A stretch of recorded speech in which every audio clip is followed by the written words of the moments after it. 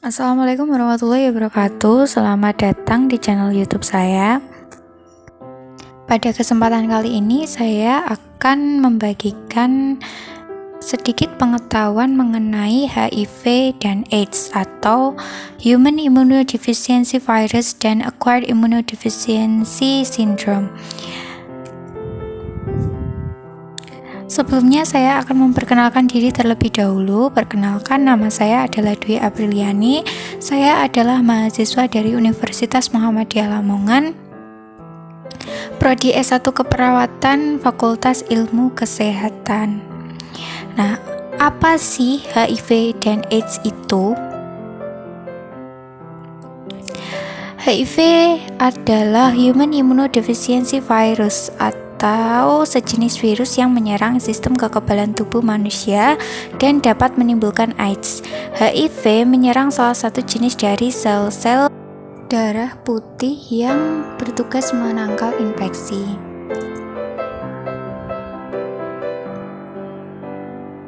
AIDS atau Acquired Immunodeficiency Syndrome menurut Kamus Kedokteran Dorland tahun 2002 adalah suatu penyakit retrovirus epidemik menular yang disebabkan oleh infeksi HIV. Kemudian menurut Center for Disease Control and Prevention, AIDS merupakan bentuk paling hebat dari infeksi HIV, mulai dari kelainan ringan dalam respon imun tanpa adanya tanda dan gejala yang nyata hingga keadaan imunosupresi dan berkaitan dengan berbagai infeksi yang dapat menimbulkan kematian dan dengan kelainan malignitas yang jarang terjadi.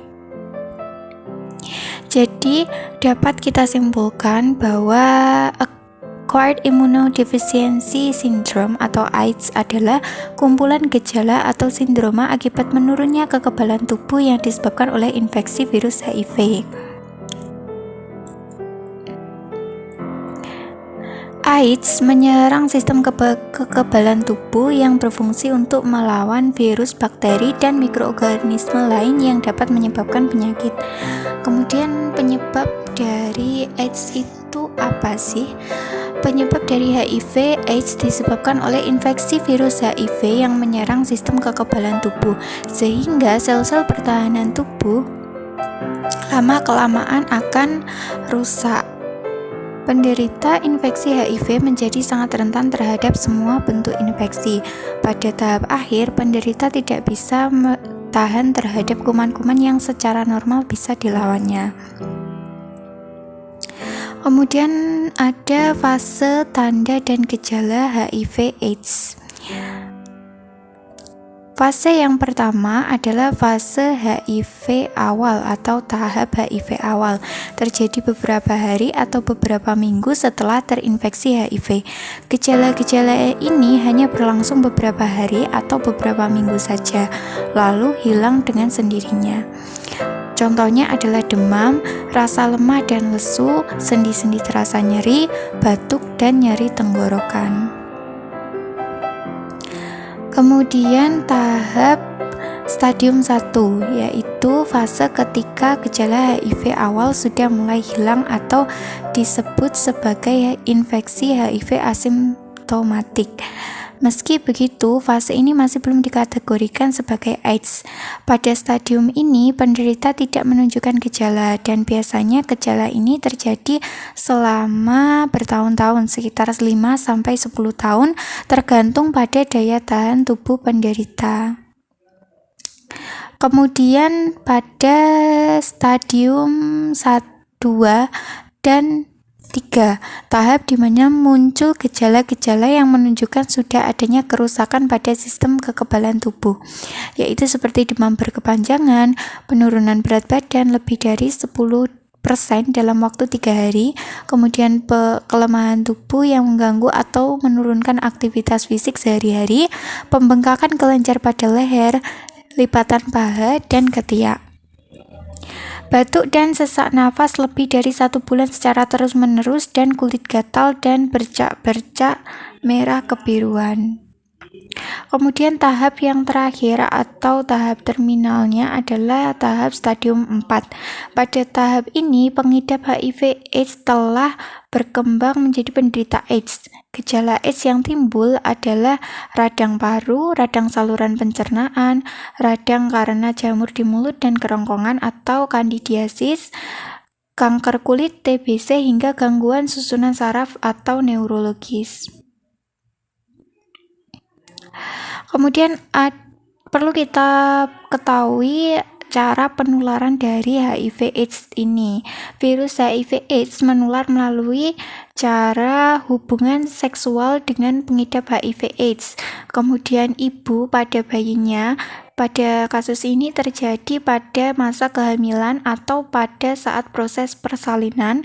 Kemudian darah dan produk darah yang tercemar HIV/AIDS. Kemudian pemakaian alat kesehatan yang tidak steril.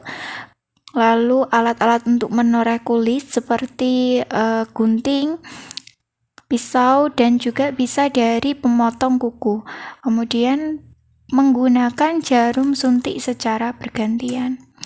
Selain itu, HIV tidak bisa menular melalui cara-cara seperti air mata, keringat, air liur atau air ludah, air kencing, peralatan makan bersama seperti piring, sendok, gelas, dan lain sebagainya, pakaian handuk, sapu tangan, toilet yang dipakai secara bersama-sama, menggunakan kolam renang yang sama, berpelukan, berjabat tangan, hidup serumah dengan penderita HIV/AIDS, gigitan nyamuk, hingga hubungan sosial yang lain seperti berbicara, dan lain sebagainya. Nah, meskipun begitu, kita harus tetap menerapkan upaya pencegahan terhadap HIV/AIDS ini sendiri dengan usaha ABCDE, yaitu A adalah abstinence, yaitu merupakan suatu upaya untuk tidak melakukan hubungan seksual, terutama bagi seseorang yang belum menikah. Kemudian B adalah be faithful, merupakan suatu upaya untuk tidak berganti-ganti pasangan atau dengan kata lain, menunjukkan sikap saling setia kepada pasangannya.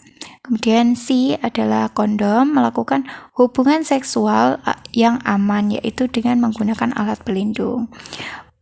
D adalah don't stare syringe atau don't inject.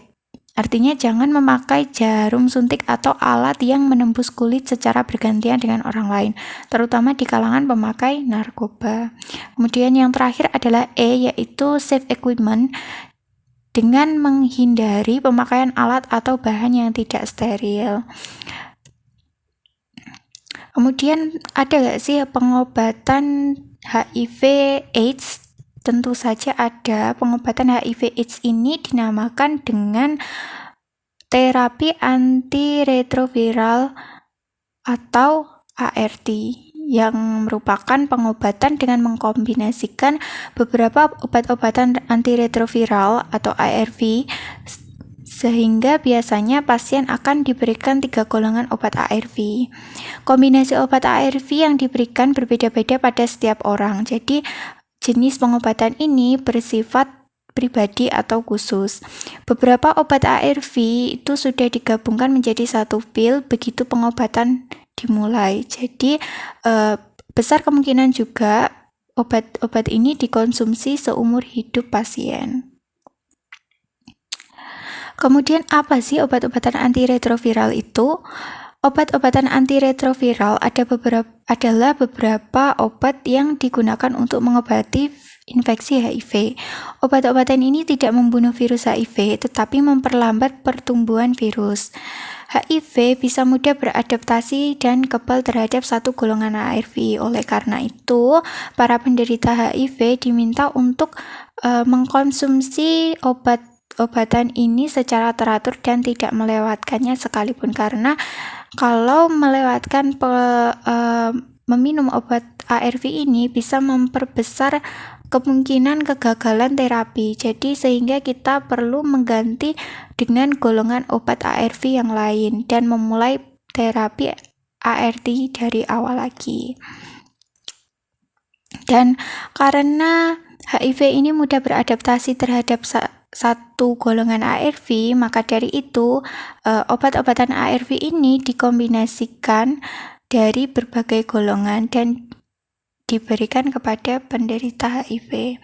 Kemudian ada golongan-golongan obat ARV, yaitu yang pertama adalah NRRTI atau non-nucleoside reverse transcriptase inhibitors, kemudian NRTI atau nucleoside reverse transcriptase inhibitor, kemudian protease inhibitors, N3 inhibitors, dan integrase inhibitors. Kemudian, apakah ada efek dari pengobatan HIV ini? Tentu saja ada, tapi efek yang sering kita temui adalah kelelahan, mual, ruam pada kulit, diare, satu bagian tubuh menggemuk sedangkan bagian yang lainnya tidak, kemudian hingga perubahan suasana hati. Nah, itu saja yang dapat saya sampaikan dalam video kali ini. Saya harap video yang saya bagikan ini dapat bermanfaat untuk teman-teman semuanya.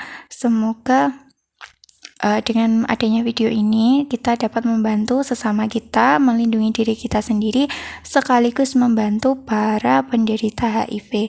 Yang perlu kita ingat adalah so let's fight HIV/AIDS, not people with HIV/AIDS. Jadi mari kita perangi penyakit HIV/AIDS, bukan orang-orang yang menderita penyakit HIV/AIDS. Sekian dari saya mohon maaf apabila ada salah kata atau pengucapan dalam saya menyampaikan video ini. Sekian dari saya, wassalamualaikum warahmatullahi wabarakatuh.